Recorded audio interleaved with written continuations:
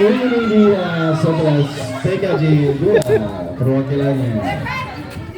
Bismillahirrahmanirrahim. Assalamualaikum warahmatullahi wabarakatuh. Waalaikumsalam warahmatullahi wabarakatuh.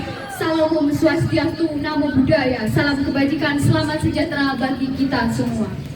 Kepada yang terhormat Kepala Sekolah SMK Negeri 1 Suwon dan yang saya hormati kepada para dewan juri yang Masya Allah hari ini cantik dan ganteng-ganteng, serta tak lupa pula teman-teman yang saya sayangi dan saya banggakan. Puji syukur kehadirat Allah Subhanahu wa Ta'ala, karena berkat rahmat dan hidayahnya kita dapat berkumpul dan ikut berpartisipasi dalam rangka memperingati Hari Pahlawan, tepatnya pada tanggal 10 November 2022. Sesuai kata pepatah, tak kenal maka tak sayang. Tapi alangkah baiknya kita tidak usah saling kenal, karena takutnya malah saya yang sayang sendirian. Tapi gak apa-apa, perkenalkan, nama saya Vanessa Novacia, mewakili dari 11 TKJ 2 untuk ikut berpidato yang bertemakan Hari Pahlawan. Tapi sebelum memasuki topik pembahasan, saya mau cerita dulu nih teman-teman. Dulu tepatnya pada tahun 2019 saya pernah dikasih kesempatan untuk menjadi salah satu peserta Olimpiade di tingkat kabupaten. Nah, kebetulan saya dapat mapel IPS, yang itu juga mapel favorit saya waktu SMP. Kemudian wali kelas saya bilang, Vanessa, kamu masih ada waktu 1 minggu buat belajar. Nah, setelah itu saya dikasih buku yang ketebalannya kayak kamus bahasa Inggris, dan itu yang ketebalannya itu miliaran atau bahkan triliunan itu.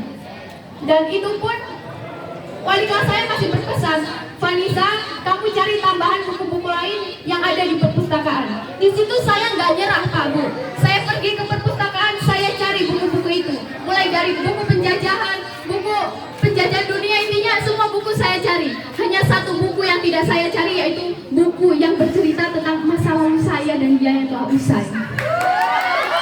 Setelah itu, tapi kalian tahu apa? Setelah 1 minggu saya lalui dengan belajar, yang biasanya saya tidur jam 10 malam, saya tidur jam 1 malam. Yang biasanya saya rebahan sambil scroll TikTok sama ayang nih, saya bela-belain buat belajar. Tapi itu semua harus pupus karena adanya COVID-19. Tapi nggak apa-apa, kalau kata Pak Muhaimin itu tidak ada perjuangan yang sia-sia selagi itu masih dalam kebaikan.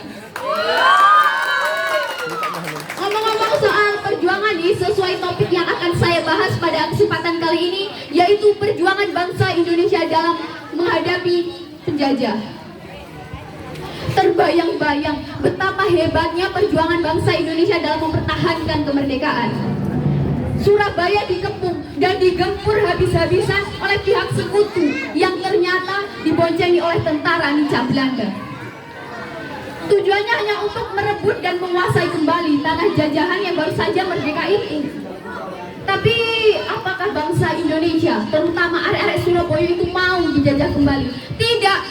Arek-arek Surabaya itu lebih memilih mati daripada hidup tapi dijajah kembali.